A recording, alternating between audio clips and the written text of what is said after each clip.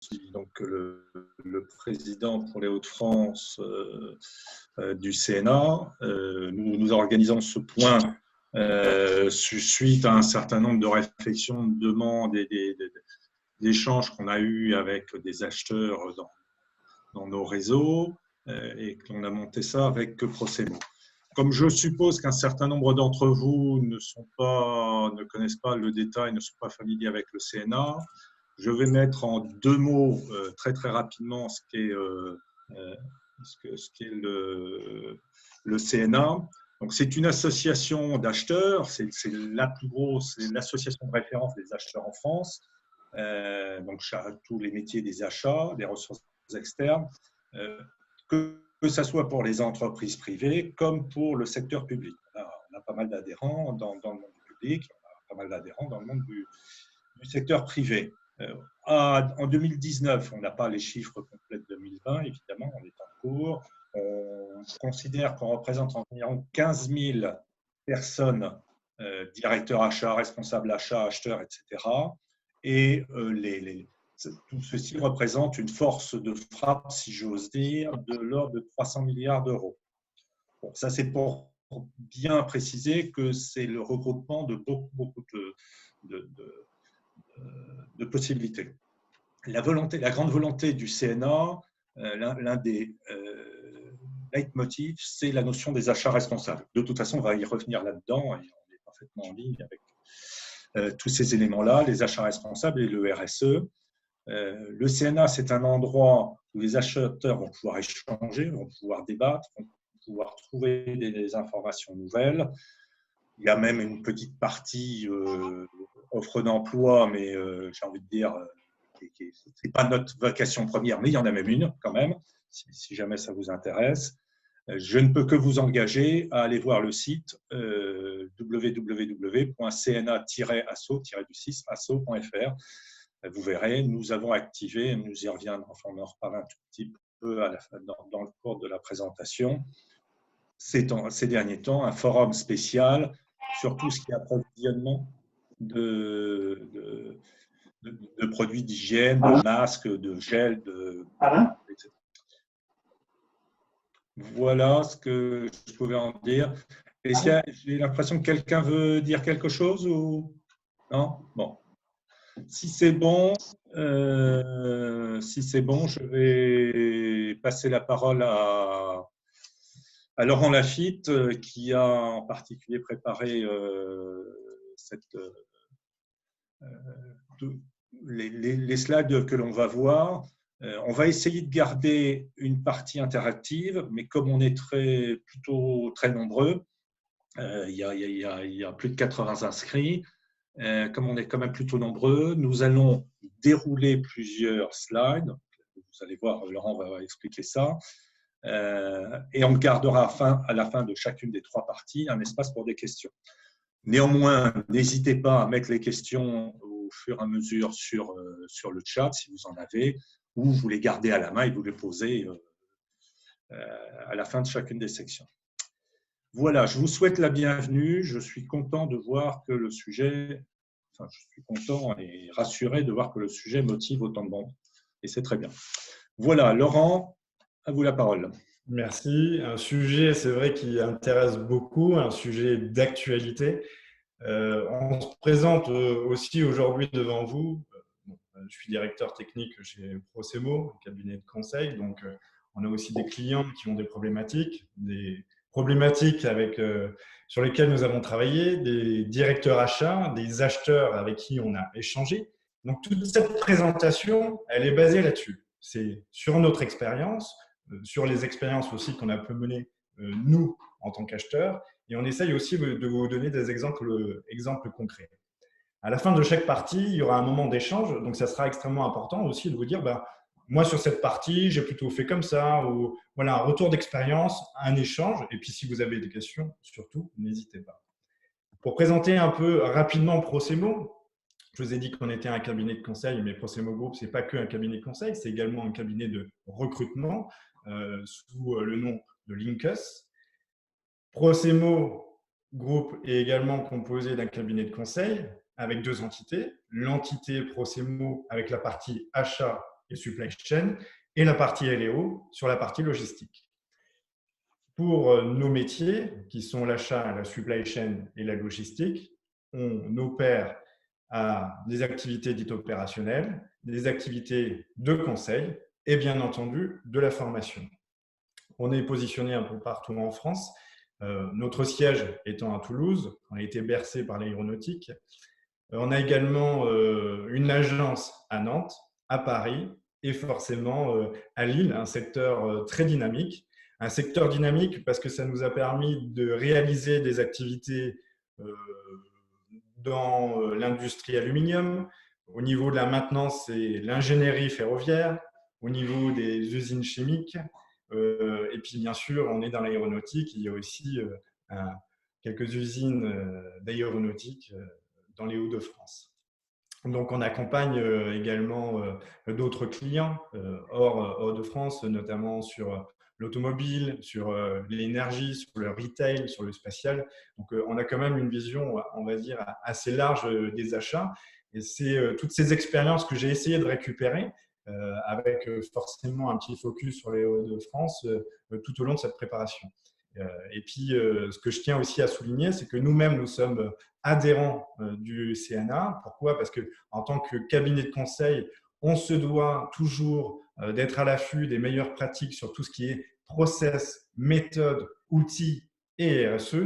Et pour aller chercher cette matière, nous, on n'est pas seul inventeur. On est là aussi pour aller la récupérer. Donc, on participe aux événements du CNA. Il y a des choses qui sont extrêmement intéressantes, qu'on utilise au quotidien. Et c'est vraiment ce système de réseau, de benchmark qui nous font tous avancer. Donc, c'est vraiment un élément qui est très important.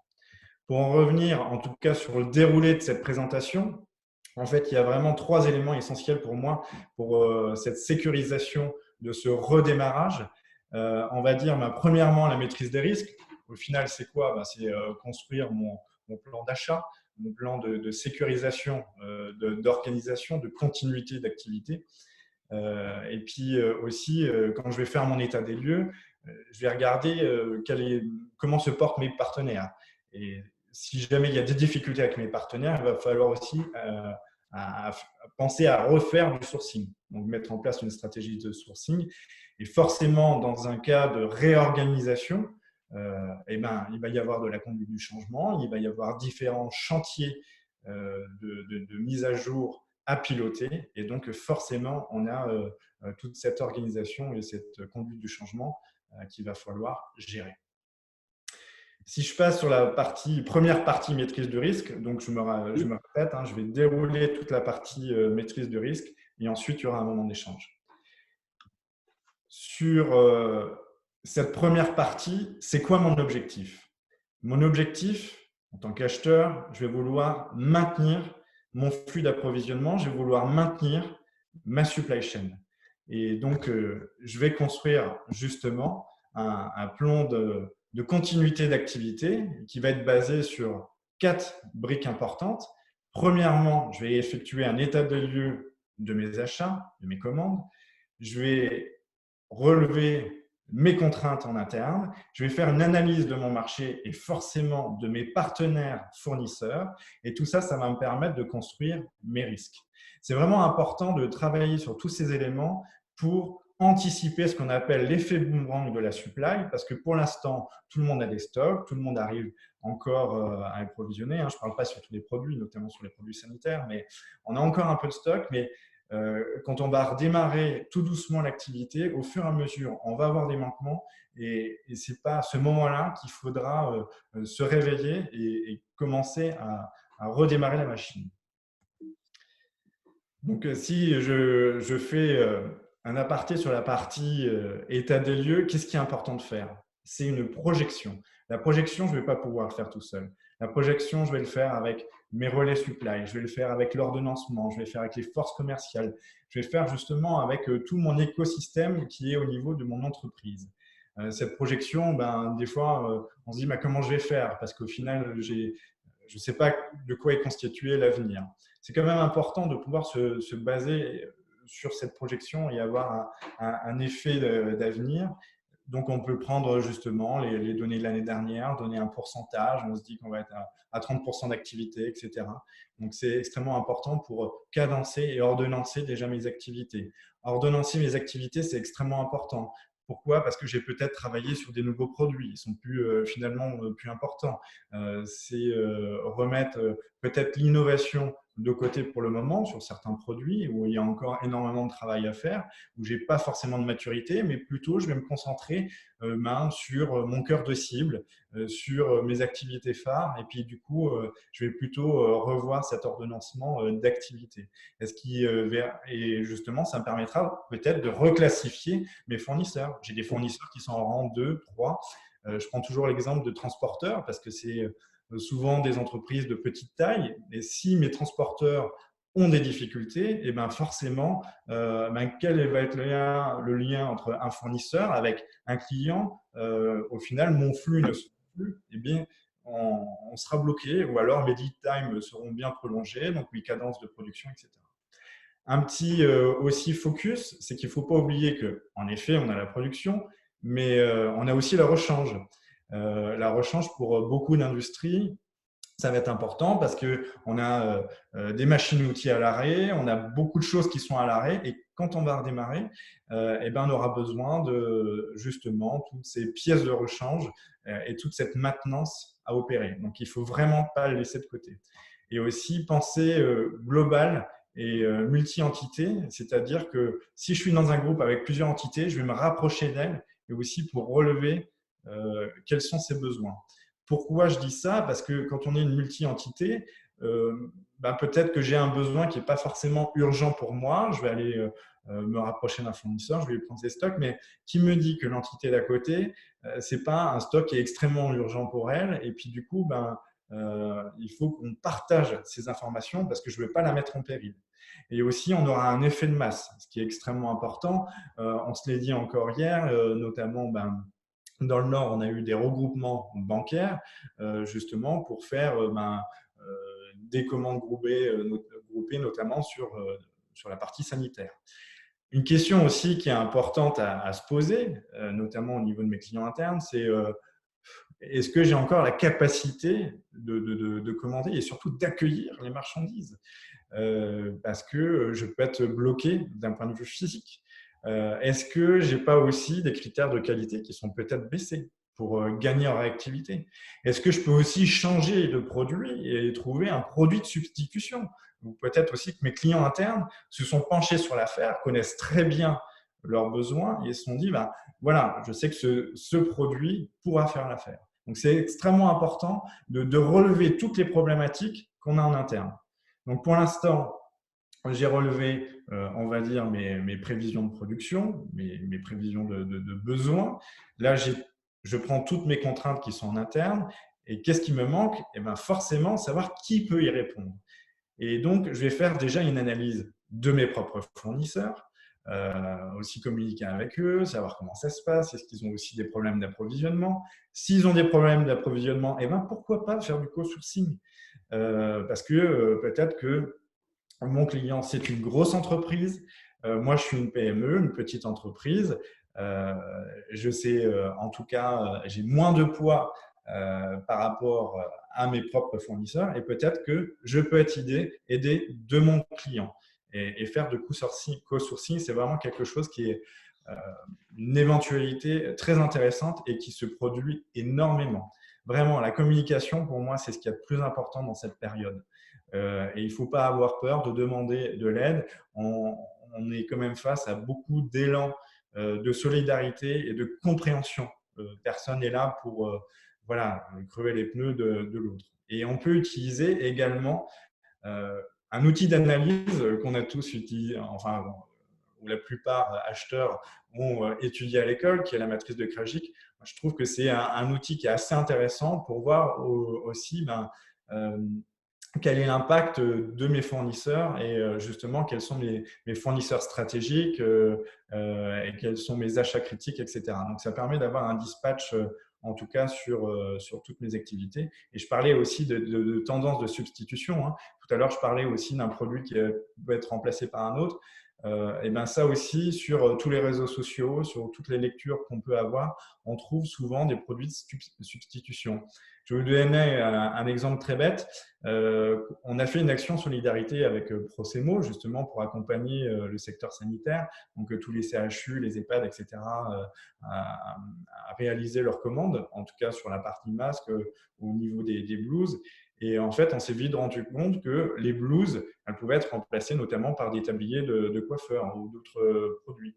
Donc, on a orienté également les achats comme ça. Donc, c'est aussi penser, on va dire, en dehors de la boîte. Ça, c'est extrêmement important.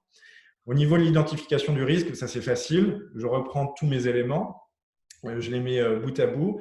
Et ce qui est important là-dedans, c'est de se dire, ben, là, j'ai une difficulté, c'est quoi mon plan d'action? C'est vraiment pas se dire, bah là j'ai une difficulté, comment je vais faire, etc. En fonction du niveau d'importance et l'impact qu'il peut y avoir, notamment sur ma production, il faut un plan d'action. Un plan d'action, ok, mais j'ai pas un plan d'action global. On parle toujours de l'analyse A, B et C. Nous-mêmes, on a des plateaux d'acheteurs, notamment qui font de la prestation intellectuelle. Et on pilote justement des fournisseurs qui sont plutôt A et B. Donc là, on a, comment dire, une concentration et on fidélise beaucoup, en tout cas, les fournisseurs actuels sur la partie classe C. Donc, on a des gens qui sont spécialisés justement sur la classe C. On déroule ce type d'activité. Et là, ce qui est important de se dire, c'est qu'on va peut-être faire du multi-sourcing parce qu'on a peut-être des difficultés d'approvisionnement sur des produits beaucoup plus courants.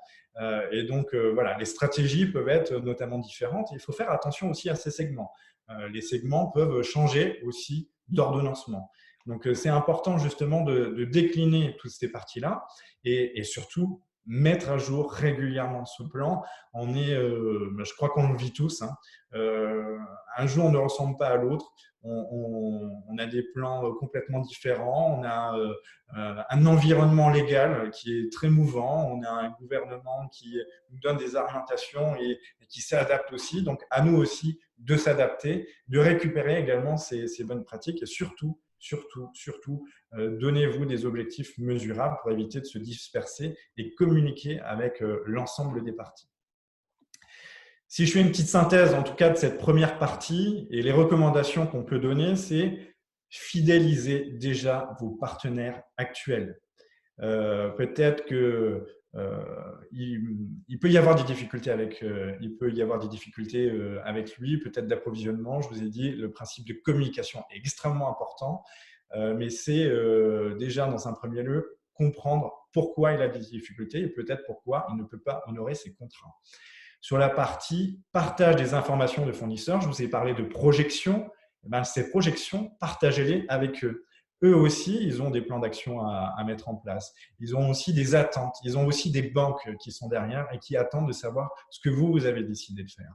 Alors, je sais que c'est très simple à dire comme ça. Ça demande beaucoup d'énergie, beaucoup d'organisation. Mais c'est dans ces cas-là où on reprend ce principe de partenariat. C'est vraiment important de mettre ça en lumière. Et nous, on avait l'habitude, en tout cas, de mettre en place des supplier day. Je prends l'exemple de l'industrie automobile, pour ne pas y citer, dans lesquels on évolue et on organise souvent des supplier day pour donner nos projections de cadencement. Là, forcément, en physique, ça va être compliqué, mais réaliser quand même ces échanges-là avec vos fournisseurs. Au niveau de la sécurisation de la trésorerie de ces partenaires, forcément, on est sur du P2P. La trésorerie est extrêmement importante. Donc, c'est payer dans les temps les factures, ne pas aussi les bloquer par rapport à ça. S'ils n'ont pas de cash, ils ne pourront pas aussi commander. Et donc, s'ils ne peuvent pas commander, ils ne pourront pas produire. S'ils ne peuvent pas produire, je ne serai pas alimenté. C'est l'effet cascade, tout simplement. Et donc, je vais être le premier qui va en souffrir.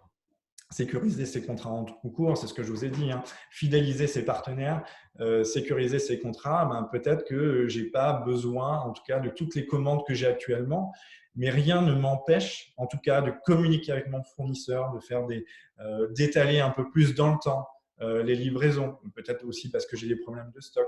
Voilà, toute cette communication qu'il y a à avoir, qu'on n'a pas forcément l'habitude, mais on est quand même dans une situation exceptionnelle. Donc, communication également exceptionnelle. Et c'est là où aussi on se rend compte quelle est la véritable relation que j'ai avec mes partenaires fournisseurs. Communiquer au sein de son organisation, c'est un moment forcément où la communication est des fois compliquée, on est à distance, on est beaucoup sur les applications, comme nous on utilise Zoom. Un mot peut en cacher un autre, ou les sensibilités sont beaucoup plus affûtées. Donc, faire attention à cette organisation, fluidité d'information et prise de décision rapide. On l'a vu plusieurs fois, il y a plusieurs de nos clients où on a apporté des solutions pour des approvisionnements de crise, et on s'est rendu compte que on n'arrive pas à s'adapter au niveau de notre process, on n'a pas mis des circuits courts de validation, et des fois on attend 1-2 jours avant d'avoir une validation, alors que les commandes c'est dans l'heure. Quand on a des stocks qui arrivent, notamment des pays étrangers, la décision c'est maintenant qu'il faut la prendre. Et donc, fort de ce constat-là, si je ne trouve pas, en tout cas, de partenaires qui peuvent assurer et sécuriser mon flux, mes besoins, eh ben, je peux peut-être penser à changer d'acteur. Et ce changement d'acteur, il faut que j'y pense maintenant. C'est-à-dire, quelles sont mes difficultés? Est-ce que mon savoir il est à l'étranger? Est-ce que je peux le récupérer? Est-ce que je communique encore avec eux? Comment se passe cette transition et ces transformations? Forcément, nous, en tant que cabinet de conseil, c'est des choses qu'on vit très régulièrement, des reprises d'activité, sécurisation d'activité, c'est des choses qu'on pilote. Ça peut faire peur, mais rassurez-vous, avec une bonne méthodologie, une bonne organisation et surtout une transparence d'information, c'est ce qui reste important, et on y arrive. Vraiment, il faut rester positif là-dessus.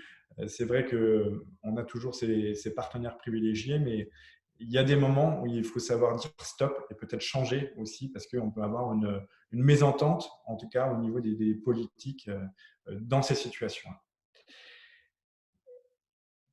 Première partie, est-ce que vous avez déjà quelques questions, des choses à ajouter? Vos réactions, vos questions, alors soit par le chat, soit effectivement si vous désirez prendre la parole, peut-être pas tous à tour de rôle, mais n'hésitez pas.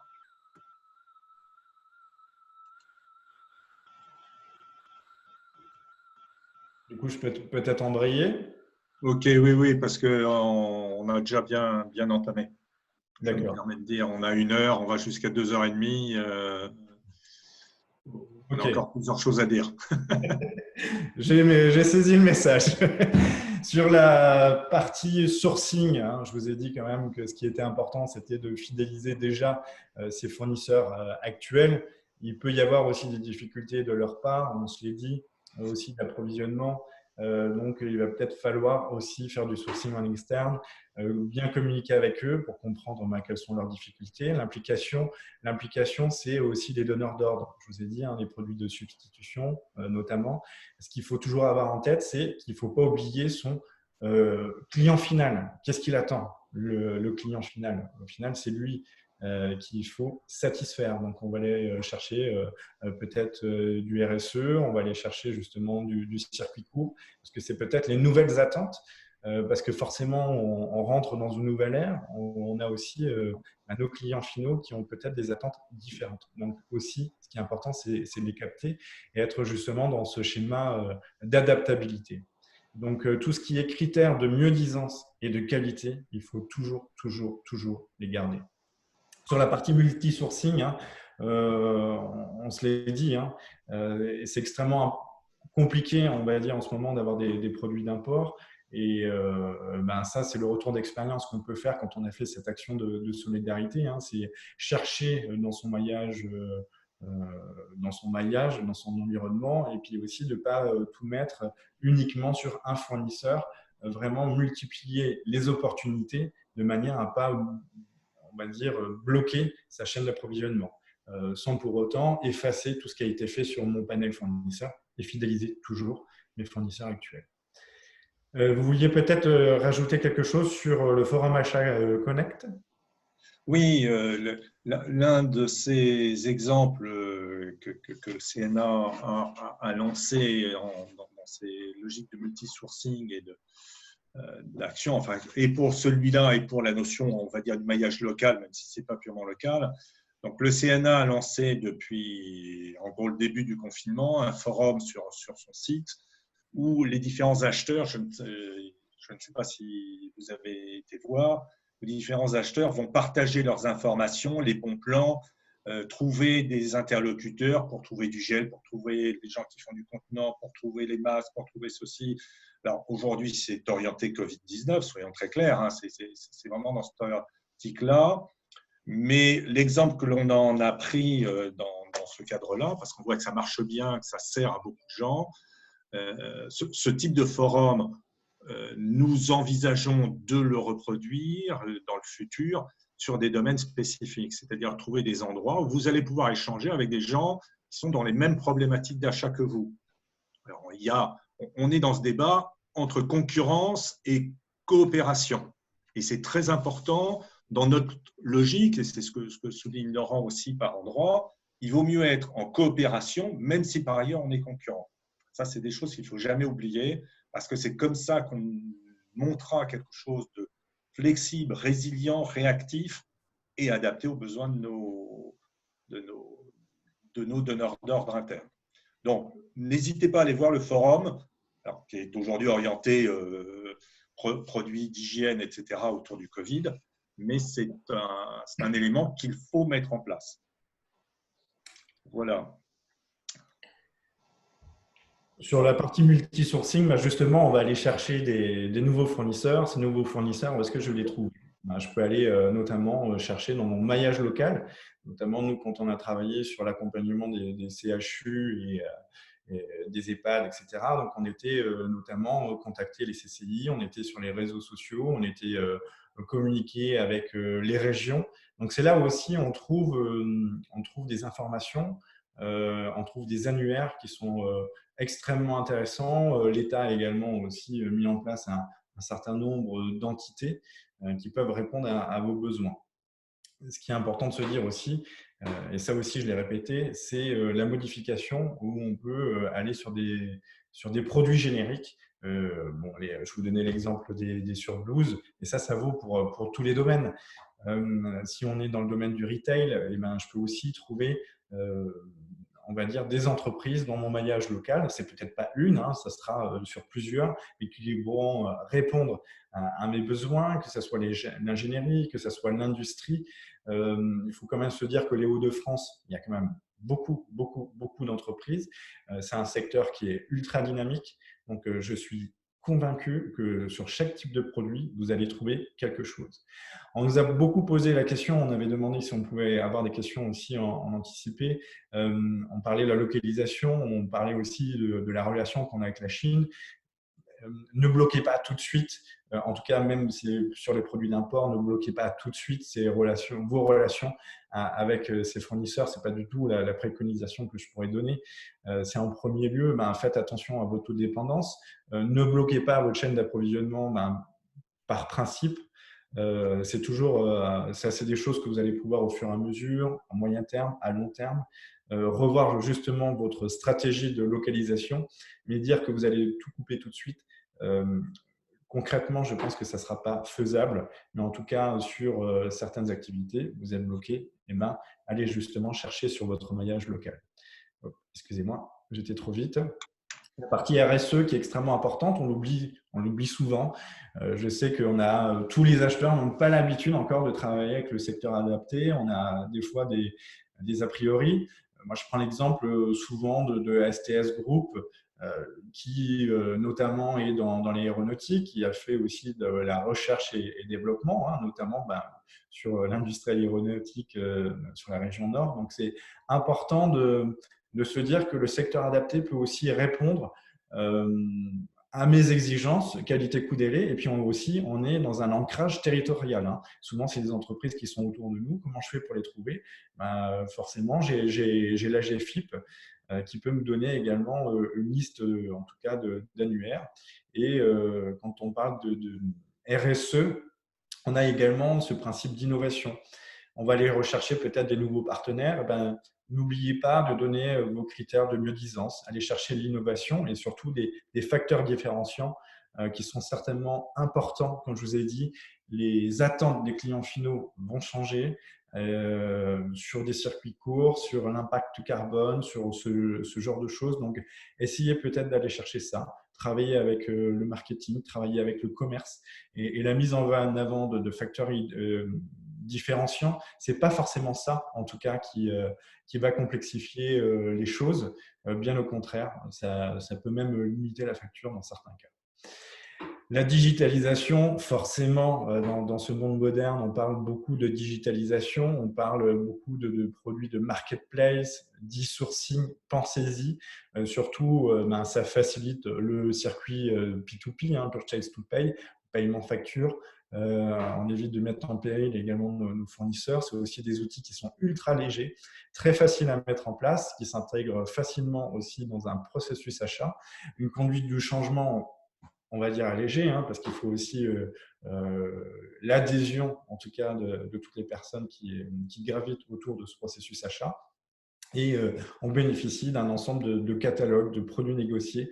Donc, c'est important aussi de se dire qu'il y a toute cette partie sourcing. Nous, on accompagne aussi les entreprises à mettre en place ce type d'outils. Donc, on n'en a pas un privilégié que d'autres. Donc, c'est pour ça que je préfère taire le nom, en tout cas, de nos partenaires. Sur la partie réseau, client, massification, on parle notamment l'aéronautique sur le chiffrage. Je vous ai parlé tout à l'heure de co-sourcing sur la partie bancaire dans le Nord. On massifie ses besoins. Pourquoi? Parce qu'on a beaucoup de fournisseurs qui disent vous êtes une petite entreprise, moi j'ai l'habitude de faire des lots beaucoup plus gros. Sur cette période, j'ai un peu moins de stock. Je privilégie en tout cas mes partenaires actuels. Donc, allez vraiment vers du co-sourcing. Parlez-en à vos clients, parlez-en peut-être aussi avec des confrères de manière à ensemble. On dit toujours qu'on est plus fort. Là, on est vraiment dans ce cas pratique. Et sur cette massification de besoins, alors souvent on a entendu oui, c'est super, je vais faire la massification de besoins, je vais réduire mes coûts. Non, on n'est pas dedans. On n'est pas dans la réduction de coûts, on est dans la réactivité et il faut penser très vite. Le concurrent d'à côté, lui, il n'est pas en train d'attendre qu'on prenne les décisions pour aller chercher du stock. Lui, il a peut-être mangé tout le stock de notre fournisseur qu'on a en commun. Et du coup, c'est moi qui suis en péril. Est-ce que vous avez des questions, en tout cas, sur la partie sourcing? Allez-y, allez-y. Il ne faut pas hésiter à poser des questions. On fera un tour, on essaiera de faire un petit tour à la fin sur vos propres approches, mais n'hésitez pas à poser des questions pour clarifier les choses. Est-ce que certains d'entre vous ont aussi mis déjà des opérations de sourcing? Il y en a déjà qui sont dans ce type de situation? Bon. Ceci dit, les gens, il faut qu'ils remettent leur micro en route, ceux qui veulent intervenir. Il faut qu'ils n'oublient pas de recliquer pour activer leur micro. Je vous permets.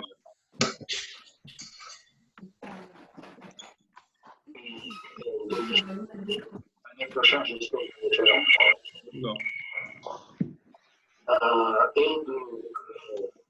On a du mal à entendre.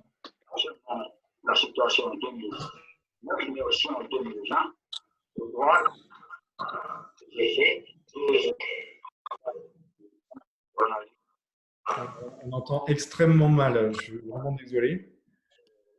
Ça, mais c'est bien de vous donner une idée que, pour exemple, la chose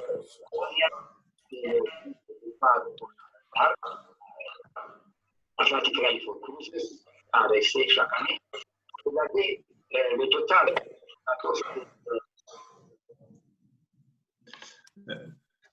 Je crois qu'il va falloir que vous posiez votre question via le chat parce que là, on a du mal à…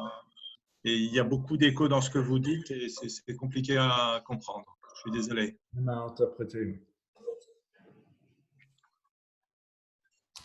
Quelqu'un d'autre voulait peut-être faire un retour? Oui. Ma question, c'était est-ce que le programme global ne dit pas un manque d'agilité et d'adaptabilité des services achats aux situations de crise? Excusez-moi, le début, c'était global? Le problème global, est-ce que ce n'est pas un manque d'agilité et d'adaptabilité des services achats aux situations de crise? Il y en a beaucoup qui ont réussi à s'adapter. Je vais faire ce type de réponse. Il y en a beaucoup qui ont réussi même des grosses entreprises qui ont réussi à s'adapter. Cependant, il y en a beaucoup aussi qui continuent à travailler avec leur process actuel, qui ne se rendent pas compte qu'il faut aller très vite, qu'il faut être simple. Cette réactivité, les choses.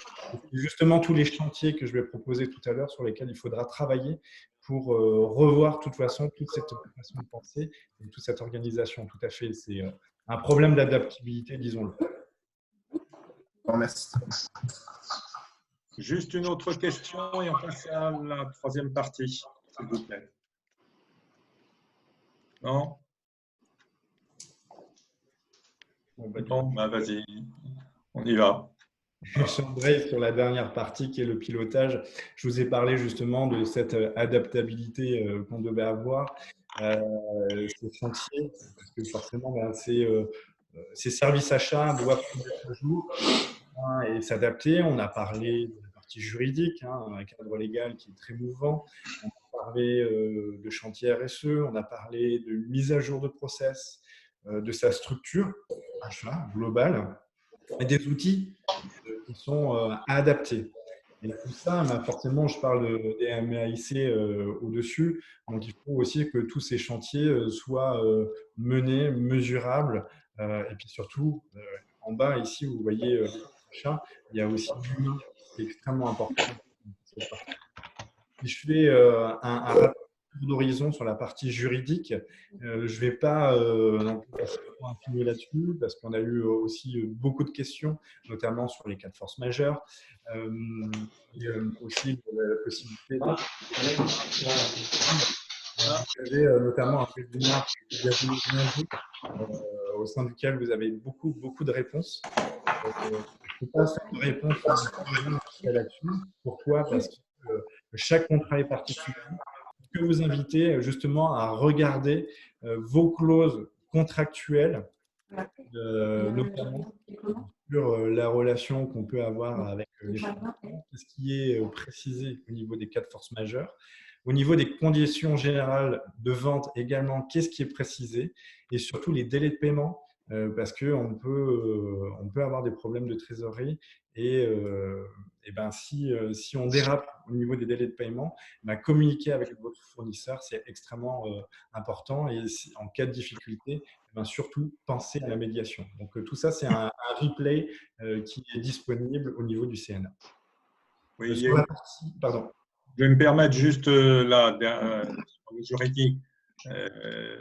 On a fait une conférence il y a la semaine dernière où pas mal de choses ont été abordées. Donc, n'hésitez pas à aller sur le site du CNA. Le replay est disponible, vous pouvez écouter. Et compte tenu des questions qu'il y a eu, il est possible, voire probable, qu'on refasse une deuxième session de questions juridiques. Bon, ça sera confirmé, vous verrez dans les posts LinkedIn ou dans les messages, les mailings de On y va. Sur la partie RSE, je vous ai parlé d'entreprises adaptées, d'innovation. C'est quelque chose aussi qui est peut-être difficile à appréhender. On n'a peut-être pas l'habitude de travailler avec le secteur adapté. Une chose importante, c'est de se dire, on a travaillé en co-traitance. Nous, on a l'habitude, quand on a des activités avec des plateaux de dizaines de personnes, on partage une partie de notre activité avec les entreprises adaptées. Il y a aussi des acheteurs d'ailleurs. Ça marche très très bien. C'est en tout cas l'entreprise dite ordinaire qui pilote également l'entreprise adaptée, qui s'occupe de tout ce qui est transition, etc. Donc l'avoir aussi en tête. Chercher l'innovation. Peut-être que je suis en fin d'innovation, je continue aussi à aller dedans. On a parlé de facteurs différenciants, c'est quelque chose qui est très important. Et l'impact écologique réduit si on fait de la relocalisation. On a aussi des choses qu'on peut mettre en avant par rapport au consommateur final, disons-le. Et c'est aussi la mieux-disance. Et il ne faut pas oublier que la mieux-disance aussi, c'est des grosses attentes du schéma actuel. Au niveau de la réorganisation des process et du P2P, je parle beaucoup de P2P parce qu'il faut assurer aussi ses liquidités. Je vous parlais tout à l'heure de délai de paiement. Peut-être que j'ai un problème de trésorerie, pensez à la facturage inversé, pensez également à toutes les aides que vous pouvez avoir.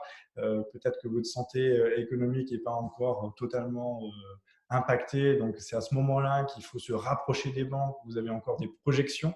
N'attendez pas aussi d'être totalement dans le rouge pour établir ces demandes. Les banques prêtent. Il y a aussi des avantages de l'État, donc faites attention à tout ça pour bien maintenir justement vos flux de trésorerie et puis accompagner vos fournisseurs encore. Sur la refonte des process, c'est des choses qu'on fait énormément sur la partie conseil. Je pense qu'on a accompagné notamment dans la région Nord certains de nos clients, notamment sur la partie chimie, sur la partie aluminium, où on a mis en place des outils achats simples d'utilisation. J'insiste sur le côté simple. C'est l'exemple que je donne toujours. On n'a pas besoin d'une Rolls-Royce pour aller chercher du pain. On est exactement là-dedans. Il faut des circuits courts de communication. Faites un VSM, Value Stream Mapping, c'est dans le lean management, on va revoir son process. Est-ce que toutes mes activités sont à valeur ajoutée? Qu'est-ce que je peux mettre de côté? Qu'est-ce que je peux industrialiser? Et aussi, peut-être que vous avez du chômage partiel de votre côté. Et faites participer vos équipes. Nous, quand on fait notamment des refontes de process, on fait des enquêtes, justement. Donc, vous utilisez Google, hein, il y a des enquêtes qui sont très simples à mettre dessus, où les administrer à vos collaborateurs, peut-être aussi à tout l'environnement externe de votre entreprise, aux fournisseurs, aussi à d'autres services qui communiquent avec vous. Et justement, voir quels sont les axes d'optimisation. C'est quelque chose qui est très rapide, c'est un questionnaire, vous les récupérez.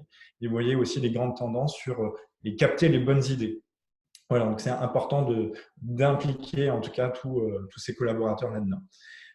Et adapter aussi sa structure, donc c'est faciliter, simplifier tout ce qui est workflow, peut-être faire un dispatch, fiche de poste, peut-être que vous n'allez plus avoir la possibilité d'avoir des prestations externes, donc vous allez devoir réinternaliser ou changer les activités, donc aussi pensez-le tout de suite. Et surtout, soyez proche de votre hiérarchie, soyez force de proposition, surtout quand il y a des validations à avoir, donc c'est extrêmement important de communiquer avec eux. Et puis, n'hésitez pas à découper les activités. C'est simple à dire, mais c'est pour avoir une vision globale de tout ce que vous faites et qu'est-ce qui est vraiment prioritaire dans cette activité-là. Je me permets juste, Laurent, sur cette partie-là, ça répond en partie à la question qui a été posée en termes d'organisation et d'adaptabilité. C'est aussi le bon moment aujourd'hui pour se reposer la question de savoir si je fais comme il faut. Si je ne suis pas réactif en période de crise, j'ai sans doute des questions à me poser. Donc, revoyez vos workflows, revoyez comment sont faits les échanges entre vous-même et votre hiérarchie, entre vous-même et vos donneurs d'ordre, réalignez les activités sur les activités à valeur ajoutée. Enfin, il faut à la fois profiter de ce moment-là. Alors, il y en a qui sont débordés de travail à cause de ce moment-là, mais il faut quand même que tous les décideurs, pour moi, que les décideurs achats arrivent à trouver le temps d'analyser les points forts et les points faibles dans cette phase de critique, et cette phase de crise. C'est à chacun de le monter. Après, il va falloir aller vendre ça à la hiérarchie, à la direction, il va falloir faire accompagner le changement, faire du changement auprès de ses équipes et accompagner le changement et faire que ses équipes adhèrent, c'est sûr. Mais c'est le moment de se poser ces questions-là. Vous êtes en crise, vous êtes au moment où vous pouvez vous identifier les points forts et les points faibles. Je me permets d'insister. Voilà, c'est une remarque. Importante. Pardon, sur la partie SI, on a parlé tout à l'heure de e-sourcing, beaucoup d'e-procurement, mais faites attention, vous avez aussi des outils qui sont importants, on est des fois dans des circuits courts, il faut avoir de la réactivité. Et pourquoi pas travailler en mode dit dégradé, utiliser peut-être pas toutes les fonctions que vous avez sur vos appels d'offres complets, regardez également pour certains appels d'offres des fichiers, encore Word, Excel, etc. Le mailing peut suffisamment faire l'affaire plutôt que de passer énormément de temps à renseigner tous ces outils. Même s'il est important de mettre en tout cas toutes les activités, si vous en avez un, pour assurer justement toute la partie P2P. Mais gagner en réactivité, vos concurrents ne vous attendent pas. C'est toujours ça. Donc, simplifiez au maximum votre quotidien. Il ne faut pas oublier également qu'on a des avantages sur la partie formation. Nous-mêmes, je vous ai dit qu'on était formateurs. Ça a donné un gros coup de boost, notamment la semaine dernière, le fait d'avoir vu qu'il y avait, je crois, une participation à hauteur de 1 500 € par collaborateur. Donc, c'est de l'accompagnement qu'on peut faire sur la stratégie achat, sur comment mener les appels d'offres, même du coaching achat, sur les démarches RSE. On a beaucoup accompagné notamment des entreprises du secteur de l'énergie, aussi certaines industries sur la partie nord pour faire appel au secteur adapté. Des formations Excel aussi, parce qu'il y a des formations qui sont spécifiques pour les acheteurs. Comment je fais mon dashboard, c'est quoi les critères de biodisance, comment je vais les calibrer, comment je vais les gérer, etc. Donc, profitez de ce moment-là pour faire monter en compétence vous-même, vos équipes, parce que c'est extrêmement important d'utiliser ce temps à bon escient, parce que quand ça va redémarrer, je pense qu'on va avoir un rythme plus qu'intensif. Sur la petite synthèse, en tout cas, de toutes des activités dont j'ai pu vous parler, donc faites un plan d'action. Ce plan d'action, pour toutes les informations que vous avez relevées en interne, les contraintes que vous avez, et puis justement, regardez la faisabilité de votre plan d'action. Posez-vous, faites des revues d'efficacité, ou au moins se dire tout ce que j'ai mis en place, est-ce que ça correspond justement à ce nouveau cadre légal, à nos nouvelles attentes, en tout cas de nos clients finaux, et est-ce que je continue à aller dans cette direction, ou refaites une mise à jour en tout cas de votre plan de continuité, et surtout échanger. C'est important, ces règles, ces benchmarks, ces moments qu'on a avec le CNA. Faites aussi vos retours d'expérience. C'est vrai qu'aujourd'hui, on est très nombreux, du coup, c'est un peu moins participatif. Donc, à voir si il faudra le répéter, mais de manière dans un phénomène beaucoup plus réduit, qui est plus d'interaction. En tout cas, voilà, c'est toutes les préconisations que j'aurais pu que j'aurais pu amener en tout cas sur ce sujet-là.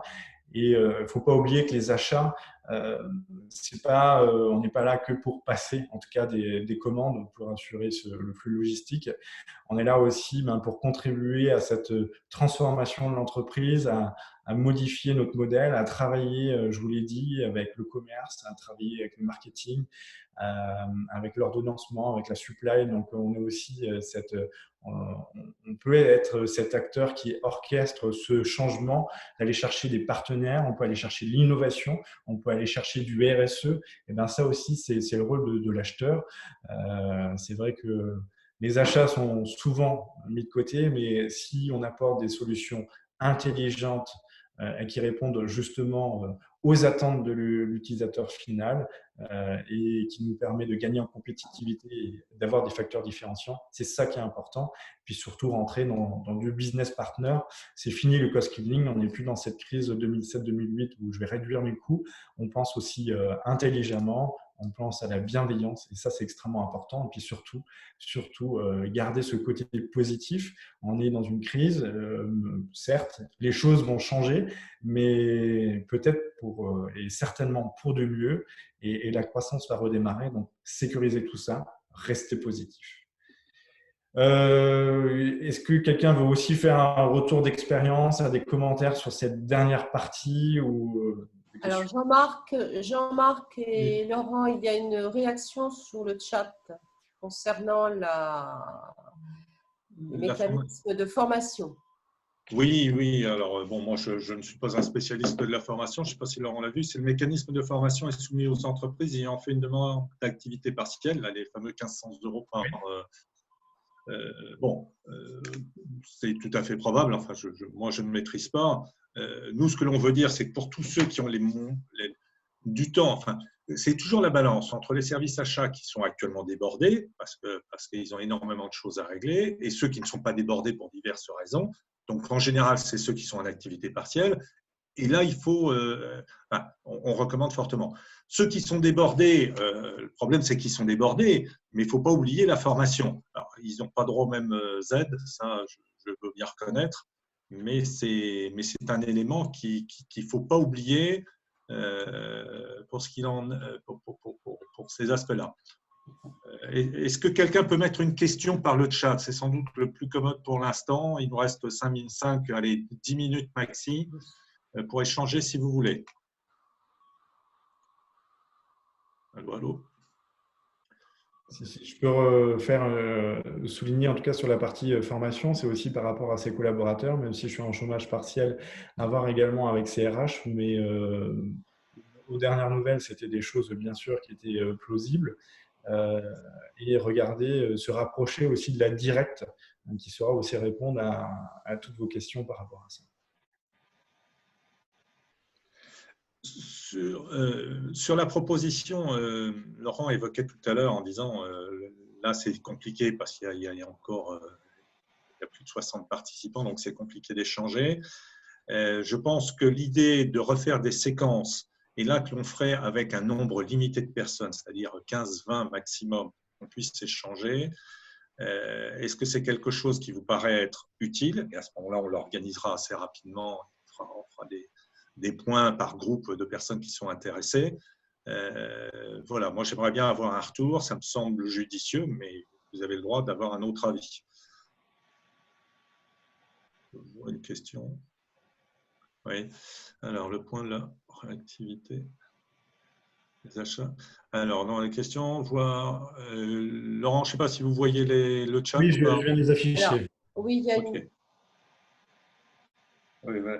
Bon, il faudra bien nous dire, il ne faut pas hésiter. Enfin, on va vous leur donner les emails. On va peut-être répondre à la question qui a été posée. Là, tu l'as dit, Laurent. Vous avez remonté un point sur la réactivité des achats et la validation de tout autre moyen sur une commande via l'ERP. Mais aujourd'hui, ce sont les fournisseurs qui demandent des engagements forts sur les commandes. Et oui, paiement d'avance, comptant, délai court. Et là, on a peu de levier, non? Alors, comme je le disais au début, c'est toutes les projections qu'on peut avoir. Les paiements en avance, si vous avez de la trésorerie, ça dépend de la taille de vos entreprises. Sur les délais courts de paiement, en fait, si vous voulez, donner cette projection à vos fournisseurs, nous aussi on a été dans ce cas, vous pouvez également le communiquer à vos banques ou à la facturage de manière à assurer la trésorerie de votre fournisseur. Plus la projection et plus de la rapport également au niveau des banques, etc., pour assurer sa propre trésorerie. Donc ça aussi, c'est une réponse que vous pouvez faire. Après, il faut bien voir. Alors, j'entends peut-être autre chose dans la question de mon passé. Moi, je ne suis plus en activité, pour être très clair. Je ne fais que de l'accompagnement.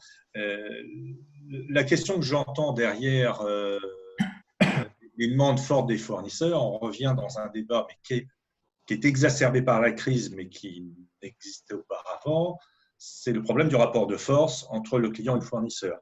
Le gros client, le petit fournisseur, le gros fournisseur, le petit client, etc. On revient à la question, à des éléments qui ont été évoqués au début, qui est quel est votre niveau de relation? Comment vous entretenez vos relations avec vos propres fournisseurs? Comment est-ce que vous pouvez réfléchir à monter une sorte d'équilibre aujourd'hui pour demain, c'est-à-dire aujourd'hui je fais des efforts pour toi fournisseur parce que je sais que tu es en position difficile, quelque part sous-entendu, ou pas sous-entendu, il y a une forme de je t'aide maintenant, j'attends que tu puisses m'aider demain. Après, vous aurez toujours, si on raisonne fournisseur, puisque nous on est aux achats, on est face aux fournisseurs, on aura toujours des fournisseurs qui ne voudront pas entendre votre situation qui est propre, etc. On revient toujours à cette difficulté-là. Alors, à court terme, il faut bel et bien approvisionner l'entreprise. Donc, il va falloir un peu passer sous leur fourche codine. Mais on revient à la question, s'il y a des difficultés avec certains fournisseurs, si certains ne jouent pas le jeu, on revient au débat de comment je fais la sortie de ce fournisseur, qu'est-ce que je peux trouver comme autre source pour remplacer ce fournisseur, etc., qui sont les grands classiques sur lesquels on ne se penche pas souvent parce qu'on est pris dans le quotidien et dans l'urgence des demandes de nos différents donneurs d'ordre. Mais c'est bien le moment. Si aujourd'hui vous avez des fournisseurs, moi je vais être un peu brutal et j'ai pu l'être dans mon passé vis-à-vis de mes fournisseurs. Si, monsieur le fournisseur, vous ne jouez pas le jeu avec moi, je saurai m'en souvenir. Et OK, maintenant je dépends de vous, je continue avec vous parce que je ne peux pas faire autrement. Mais il faut bien lui faire comprendre que demain, dans ma grille d'évaluation du prochain appel d'offres, par exemple, ou dans mon prochain marché, eh ben, il y aura des critères comme ça, quoi. Et que, je sais que ça ne répond pas à tout, mais il ne faut pas hésiter. Il faut le monter. Après, n'hésitez pas aussi, enfin, bon, l'autre élément que j'ai vis-à-vis des fournisseurs qui peuvent être difficiles à gérer, c'est aller voir les autres entreprises qui sont avec ces fournisseurs pour savoir si c'est ça vous est juste, si c'est juste vous qui avez des problèmes avec ce fournisseur ou si c'est plus général. Après, c'est des clubs d'utilisateurs, enfin, il y a différents noms. On revient à la question aussi que pointait Laurent. Allez-vous renseigner auprès des CCI, quelles sont les autres entreprises, enfin, les CCI, ça c'est plus du local, mais bon, qui sont autour de vous, les grands fournisseurs, il y a toujours moyen de savoir qui d'autres travaillent avec eux pour savoir quelle est leur flexibilité ou pas. Y a-t-il d'autres questions? Je vois que le webinaire adapté est visiblement intéressé. Les gens sont intéressés. Je vois que… Ah, merci. Laurent, c'est toi qui mets la question. D'accord, les questions. Merci à tous. Est-ce qu'il y a d'autres questions que vous voulez poser? On a encore, allez, on va dire 4-5 minutes. Il y a encore… Alors, il y a une question. Savez-vous où l'on peut se renseigner sur les formations disponibles pour le son? Alors, j'ai envie de vous dire, on a toujours, si vous n'êtes plus en poste, il y a toujours Pôle emploi, il y a toujours également où vous avez cumulé des heures de formation. Je ne sais plus si c'est la directe qui gère encore. Mais il y a justement ces possibilités de récupérer ces heures de formation que vous avez cumulées et de pouvoir les transformer dans des formations. Il y a des entreprises également qui font des formations en B2B, notamment l'entreprise SWOT, c'est SWO2T en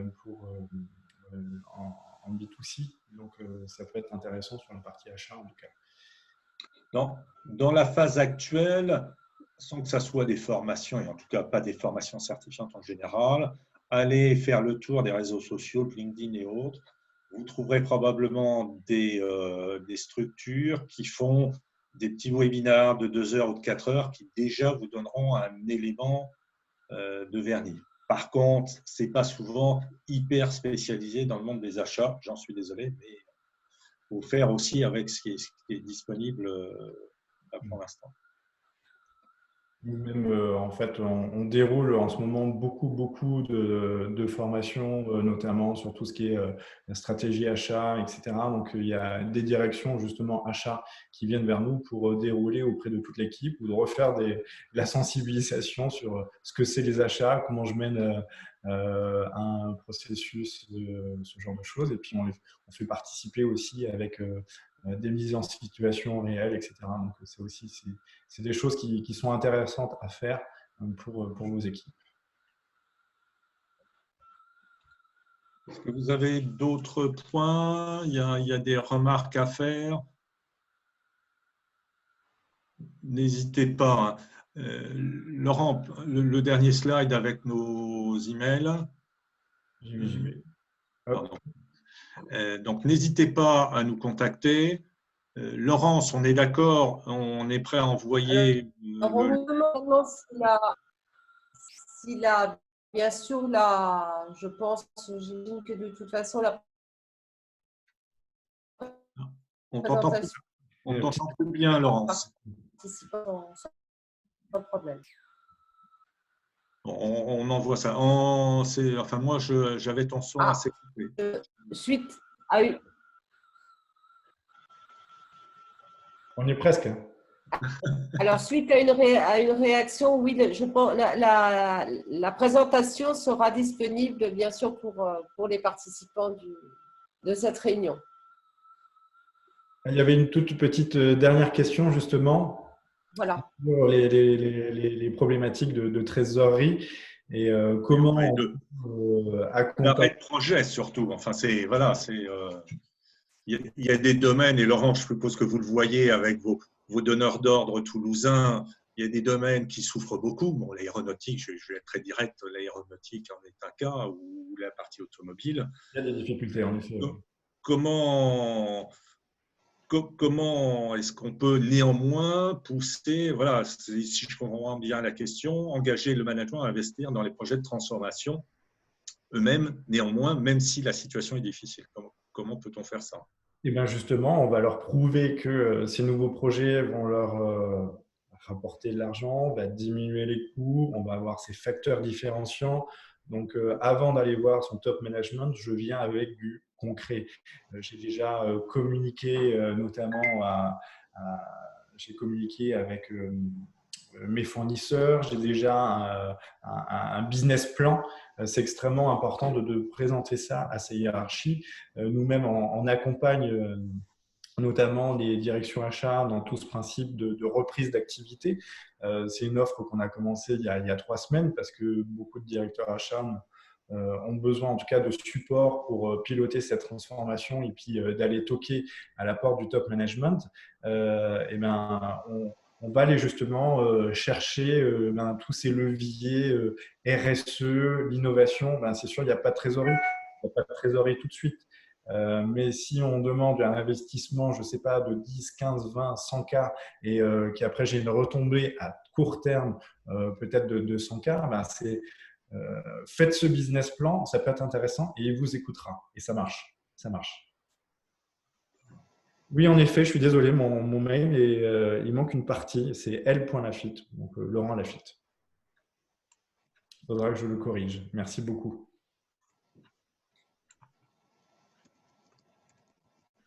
OK. Donc, j'ai cru comprendre qu'il y avait quand même pas mal de demandes pour des réunions en plus petits comités. On va voir. Alors, à 93%. Oui, non, voilà, il y a plutôt un souhait. Après, ceux qui ne veulent pas, c'est très bien pour eux. Enfin, moi, je n'ai pas d'état d'âme sur le sujet. On va voir, Laurent, Céline, comment est-ce qu'on organise ça. Mais bon, laissez-nous un peu de temps pour l'organiser. Mais voilà. On revient vers vous dans le courant de la semaine prochaine. Après avoir les créneaux qu'on pourra trouver, parce qu'après, il y en a qui ont des activités en plus, par ailleurs, n'est-ce pas, Laurent? Oui, tout à fait. Après aussi, on avait parlé d'une réorganisation géographique, parce qu'aussi, on n'a pas que du Hauts-de-France. Oui. À mon avis, Laurence, il faut qu'on réfléchisse un peu à cette partie-là et à essayer de faire des choses plus… Alors, ce n'est pas qu'on tient à faire du local, mais c'est une bonne manière de remettre les gens ensemble. On réfléchit à ça, on le prépare et puis on revient vers vous. Vous aurez un message. De toute façon, on fera des petits ateliers à ce moment-là et puis qui peuvent être… Voilà. Après, ça dépend de la disponibilité effectivement de chaque personne. C'est plus simple pour les échanges. En effet, oui, tout à fait. Disons qu'il peut y avoir déjà, vous avez déjà posé, je pense, un cadre général et puis derrière on va essayer d'approfondir en petit comité. OK. En tout cas, merci à tous de votre participation. Et l'intérêt que vous avez porté. N'hésitez pas, si vous avez besoin, de revenir vers Jean-Marc, Laurent, si vous avez des questions à Céline, si vous avez des questions plus spécifiques à poser. Je pense qu'ils seront tout à fait ravis et à même de le faire. Tout à fait. Merci à tous de votre participation. Merci à tous. Bonne journée, bon courage et peut-être à bientôt. Au revoir. Au revoir à tous. Au revoir.